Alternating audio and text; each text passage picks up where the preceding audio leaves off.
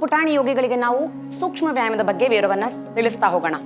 ಸೂಕ್ಷ್ಮ ವ್ಯಾಯಾಮ ಯಾವುದೇ ಅಭ್ಯಾಸಕ್ಕೆ, ಆಸನದ ಅಭ್ಯಾಸಕ್ಕೆ ಹೋಗೋದಕ್ಕಿಂತ ಮುಂಚೆ ಲೂಸನಿಂಗ್ ಮಾಡೋದು ಬಹಳ ಅವಶ್ಯಕವಾಗಿರುತ್ತೆ. ಯಾಕಂದ್ರೆ ಜಾಯಿಂಟ್ಗಳಲ್ಲಿ ಟೈಟ್ನೆಸ್ ಇರುತ್ತೆ, ಪೆಡಸುತನ ಇರುತ್ತೆ ನಮ್ಮ ಮಾಂಸಖಂಡಗಳಲ್ಲಿ. ಅವುಗಳನ್ನು ಹೋಗಲಾಡಿಸಿನೇ ಆಸನದ ಅಭ್ಯಾಸಕ್ಕೆ ಹೋಗಬೇಕಾಗುತ್ತೆ. ಹಾಗೆ ಹೋಗುವಾಗ ಮುಖ್ಯವಾಗಿ ಅದರಲ್ಲಿ ಎರಡು ವಿಧಗಳು, ಒಂದು ಸೂಕ್ಷ್ಮ ವ್ಯಾಯಾಮ, ಇನ್ನೊಂದು ಶಿಥಿಲೀಕರಣ ವ್ಯಾಯಾಮ ಅಂತ.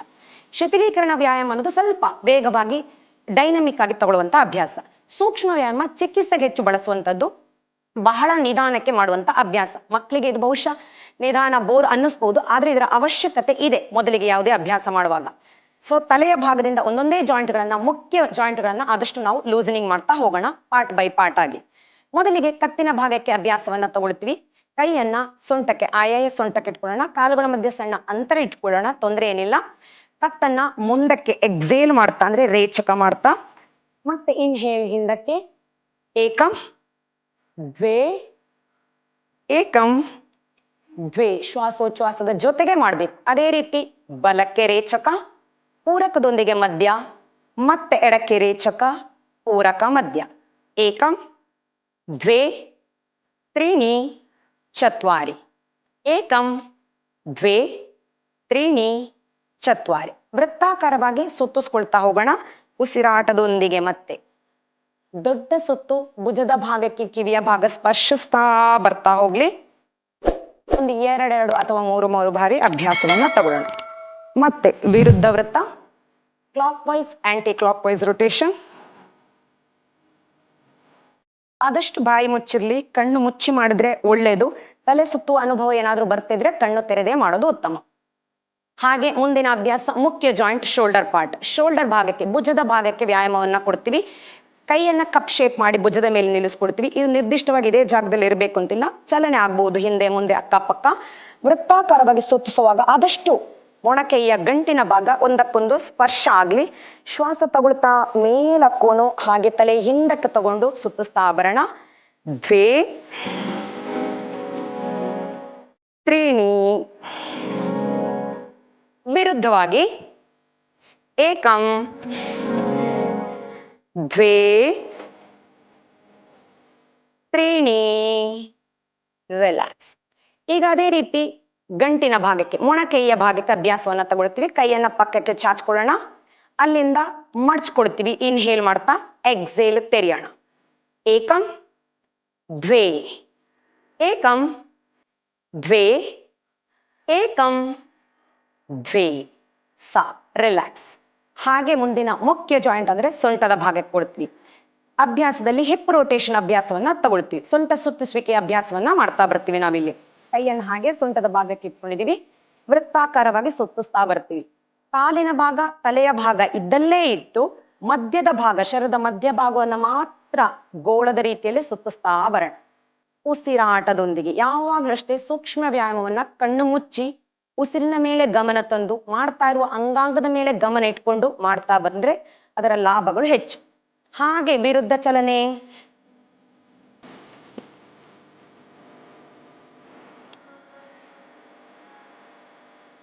ಗಮನ ಸೊಂಟದ ಭಾಗಕ್ಕೆ, ಮಾಡ್ತಾ ಇರುವ ಅಂಗಾಂಗದ ಮೇಲೆ ಇದೆ, ಅಲ್ಲಿ ಆಗ್ತಾ ಇರುವ ಮೂವ್ಮೆಂಟ್, ಚಲನೆಯನ್ನ ಗಮನಿಸ್ತಾ ಇದ್ದೀವಿ.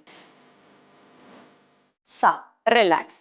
ಹಾಗೆ ಮುಂದಿನ ಅಭ್ಯಾಸಕ್ಕೆ ಹೋಗ್ತೀವಿ. ಹಿಪ್ ಜಾಯಿಂಟಿನ ಪೋರ್ಷನ್ಗೆ ಮೂವ್ಮೆಂಟ್ ಅನ್ನ ಕೊಡ್ತೀವಿ. ಉರಸಂಧಿ ಭಾಗಕ್ಕೆ ಕೈಯನ್ನ ಹೀಗೆ ಇಟ್ಕೋತೀವಿ. ಉರಸಂಧಿ ಭಾಗಕ್ಕೆ ಮಾಡುವಾಗ ಬ್ಯಾಲೆನ್ಸ್ ನ ಅವಶ್ಯಕತೆ ಇದೆ.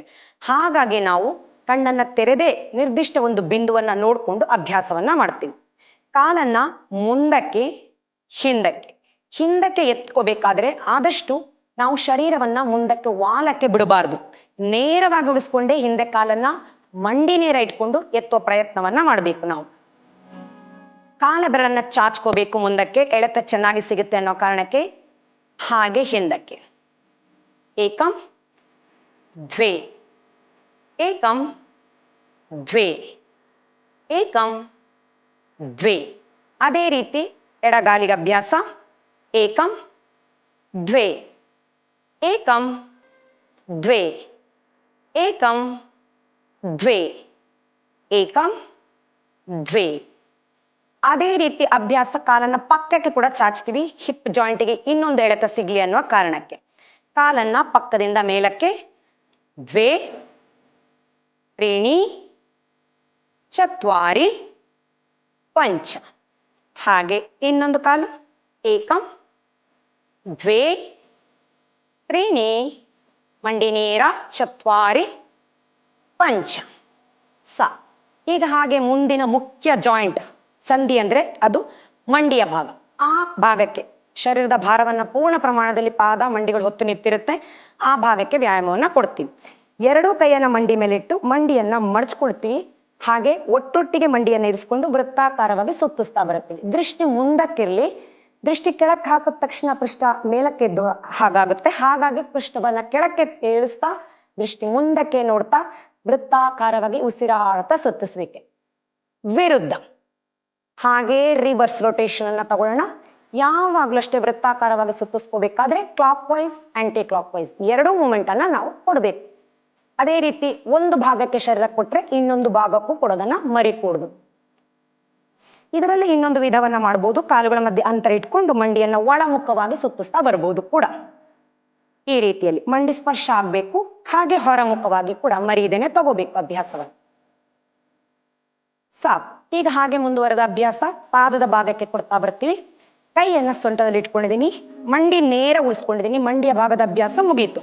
ಈಗ ಏನಿದ್ರು ಆಂಕಲ್ಗೆ ಕಾಲಿನ ಮಣಿಕಟ್ಟಿಗೆ ಪಾದವನ್ನ ಮೇಲಕ್ಕೆ ಕೆಳಕ್ಕೆ ಮೇಲಕ್ಕೆ ಕೆಳಕ್ಕೆ. ನಾವು ಟೂ ವೀಲರ್ನ ಗೇರ್ ಚೇಂಜ್ ಮಾಡುವ ಹಾಗೆ ಅಪ್ ಡೌನ್ ಅಪ್ ಡೌನ್. ಸ್ವಲ್ಪ ಬಲಕ್ಕೆ ಎಡಕ್ಕೆ ಬಲಕ್ಕೆ ಎಡಕ್ಕೆ. ಅನಾವಶ್ಯಕವಾಗಿ ಮಂಡಿಯನ್ನ ಮಡಚ್ಕೂಡ್ದು. ಮತ್ತೆ ವೃತ್ತಾಕಾರವಾಗಿ ಪಾದ ಸುತ್ತಿಸುವಿಕೆ. ವಿರುದ್ಧವಾಗಿ ವೃತ್ತ.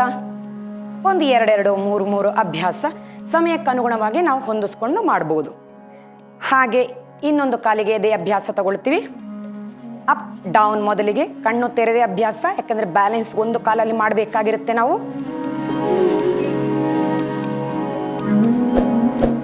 ಎಡ ಬಲ ವೃತ್ತಾಕಾರ ವಿರುದ್ಧ ಸಾ.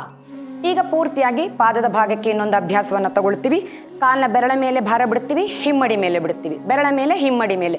ಹಳೆಯ ಕಾಲದ ಹೊಲಿಗೆ ಮಿಷಿನ್ ಇದ್ದ ರೀತಿಯಲ್ಲಿ ಅಭ್ಯಾಸವನ್ನ ಮಾಡ್ತಾ ಬರ್ತೀವಿ. ಅಲ್ಲಿ ಬ್ಯಾಲೆನ್ಸ್ನ ಅವಶ್ಯಕತೆ ಇದೆ ಸ್ವಲ್ಪ. ಹಾಗಾಗಿ ಕಾಲಿನ ಮಧ್ಯೆ ಸಣ್ಣ ಅಂತರವನ್ನ ತಗೊಂಡು ದೃಷ್ಟಿ ಕಣ್ಣಿನ ನೇರಕ್ಕೆ ಮುಂದಕ್ಕೆ ಒಂದು ಬಿಂದುವನ್ನ ದಿಟ್ಟಿಸಿ ನೋಡ್ಕೊಂಡು ಕೈಗಳನ್ನ ಸೊಂಟಕ್ಕೆ ಇಟ್ಕೊಂಡು ಮಾಡ್ತಾ ಬರೋಣ. ಕಾಲ ಬೆರಳ ಮೇಲೆ ಹಿಮ್ಮಡಿ ಮೇಲೆ, ಬೆರಳ ಮೇಲೆ ಹಿಮ್ಮಡಿ ಮೇಲೆ, ಬೆರಳಿಗೆ ಹಿಮ್ಮಡಿಗೆ. ಏಕಂ ದ್ವೇ ಏಕಂ ದ್ವೇ ಏಕಂ ದ್ವೇ. ಈ ರೀತಿ ಅಭ್ಯಾಸವನ್ನು ಮಾಡಬೇಕಾದ್ರೆ ಮೊದಲು ಅಭ್ಯಾಸ ಮಾಡ್ತಾ ಇರೋ ಮಕ್ಕಳಿಗೆ ಕಷ್ಟ ಆಗ್ತಿದೆ, ಬ್ಯಾಲೆನ್ಸ್ ಸಮಸ್ಯೆ ಆಗ್ತಿದೆ ಅಂತಂದ್ರೆ ಯಾವ್ದಾದ್ರು ಒಂದು ವಸ್ತುವನ್ನ ಅಥವಾ ಗೋಡೆಯನ್ನ ಆಧಾರಕ್ಕೆ ಇಟ್ಕೊಂಡು ಅಭ್ಯಾಸವನ್ನ ಮೊದಲಿಗೆ ತಗೊಳ್ತಾ ಹೋಗ್ಬೋದು ಅವರು.